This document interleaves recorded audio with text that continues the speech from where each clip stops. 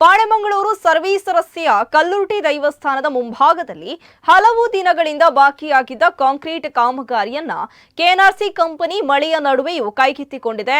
ಈ ರಸ್ತೆಯಲ್ಲಿ ಕಳೆದ ಹಲವು ದಿನಗಳಿಂದ ಗುಂಡಿಗಳು ಉಂಟಾಗಿ ವಾಹನ ಸಂಚಾರಕ್ಕೆ ತೀವ್ರ ತೊಂದರೆಯಾಗ್ತಾ ಇತ್ತು. ಈ ಬಗ್ಗೆ ಸಾರ್ವಜನಿಕರು ಹಲವು ಬಾರಿ ದೂರು ನೀಡಿದ್ದು ಮಾಧ್ಯಮಗಳಲ್ಲಿಯೂ ವರದಿಯಾಗಿದೆ. ಈಗ ಕಾಮಗಾರಿ ಆರಂಭಗೊಂಡಿರೋದ್ರಿಂದ ರಸ್ತೆಯ ದುಸ್ಥಿತಿಗೆ ಶೀಘ್ರ ಪರಿಹಾರ ದೊರೆಯುವ ನಿರೀಕ್ಷೆ ಮೂಡಿದೆ. ಇನ್ನು ಮಳೆಯನ್ನ ಲೆಕ್ಕಿಸದೆ ಕಾಮಗಾರಿ ನಡೆಸುತ್ತಿರುವ ಕೆಎನ್ಆರ್ಸಿ ಕಂಪನಿಯ ಕ್ರಮಕ್ಕೆ ವಾಹನ ಸವಾರರು ಸಂತಸವನ್ನ ವ್ಯಕ್ತಪಡಿಸಿದ್ದು ಕಾಮಗಾರಿಯನ್ನ ಶೀಘ್ರ ಪೂರ್ಣಗೊಳಿಸುವಂತೆ ಆಗ್ರಹಿಸಿದ್ದಾರೆ.